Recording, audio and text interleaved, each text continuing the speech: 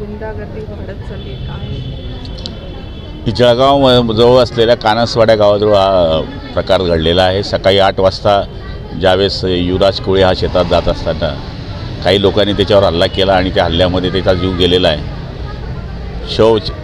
शव इथे आणलेला आहे आणि त्याचा आता पंचनामा किंवा पोस्टमॉर्टम या ठिकाणी केलं जात आहे। पण नातेवाईकांची मागणी आहे की आरोपींना जोपर्यंत अटक होणार नाही तोपर्यंत आम्ही डेड बॉडी उचलणार नाही। पण आम्ही त्यांना विनंती केली आहे की तुम्ही डेड बॉडी राहू द्या, पण कमीत कमी आता PM व इतर ज्या प्रोसिजर आहे त्या पूर्ण करा।